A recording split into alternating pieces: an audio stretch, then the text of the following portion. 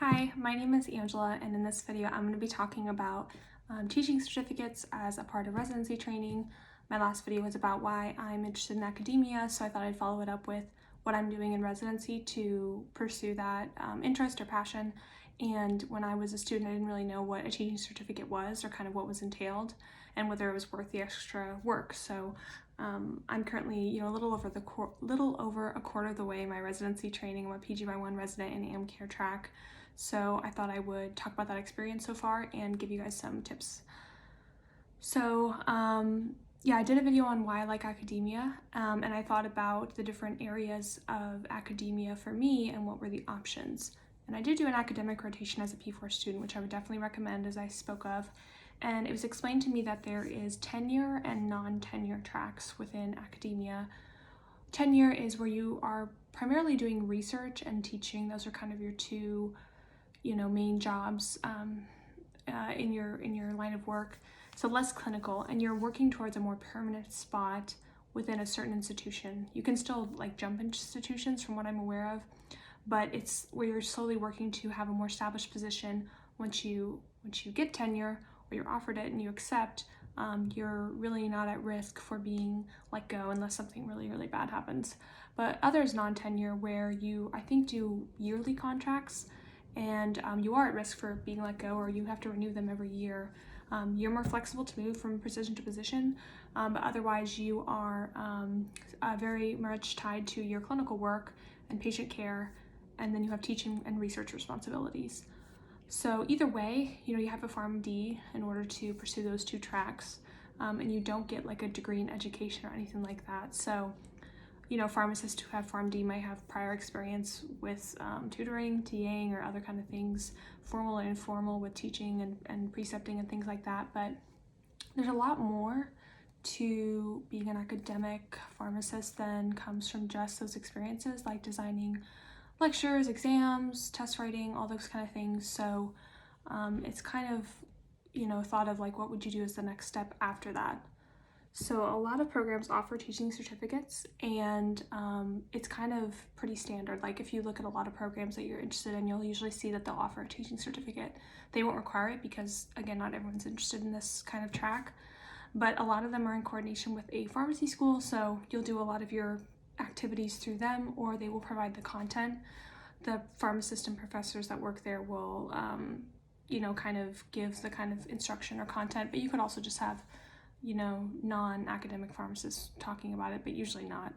But basically, you have a structure of learning opportunities and teaching to help grow your abilities and understand a little bit more than you would from your past experiences, because you're not going to get a degree in education most likely unless you already have one.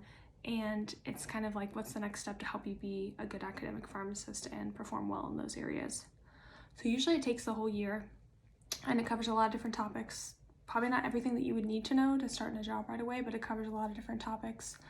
And then you will also get, maybe more new and up and coming things. So there's basics just related to exam question writing, what is kind of learning, what is teaching, kind of back to basics. How do you present well? How do you formulate slides? Things like that.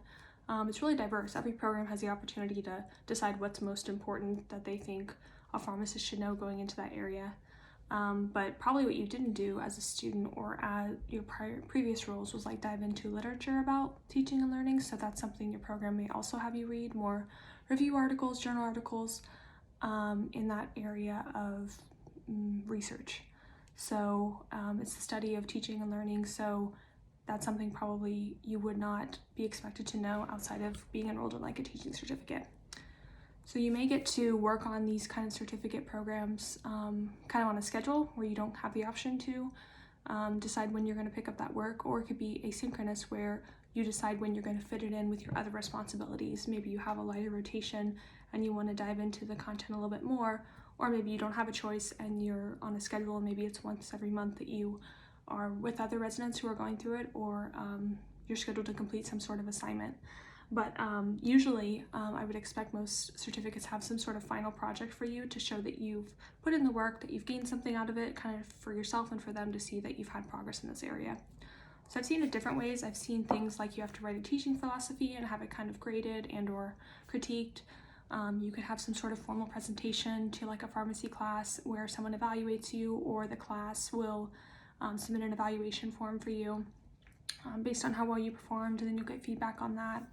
Or you can kind of do your own thing and kind of use any experience that you've had within residency, whether it be precepting or being a TA, or maybe you just given an informal presentation or a journal club or something like that. So you can kind of see if that's an option for your program. But with my experience, I've been able to do it online, and I haven't had to conform to a schedule. So that's been really nice for me because I can do the work whenever I feel like I have the time or want to dive into it, or I can go back to it later if I'm struggling in an area. If I'm doing a presentation for whatever reason and I kind of forgot those tips, I can go back to it. So the online format works really well for that. And doing it at your own pace, of course, can be very nice when things get busy. But I'm not, officially done. I haven't passed the teaching certificate, but I would just say that it's nice to get a break from doing other things, it's nice to get a break from all the requirements of residency and still pursue something I'm passionate about. So it hasn't felt like too much work, and I would say that most people would agree, most residents would agree, it's very manageable. It just depends if it's something that would add to your experience or your future knowledge. Don't feel like you have to if you don't want to. Again, this is why it's not a requirement. But I feel that, a couple of different weekends I worked on it pretty, all at once. So, several hours throughout those weekends that I would be focusing on it. But again, it was just not super overwhelming. I chose to do it earlier in my training, but maybe it would feel more overwhelming or harder to get through later in training, who knows. But I just thought I would make a quick video talking about these because, again, I knew nothing about what they entailed.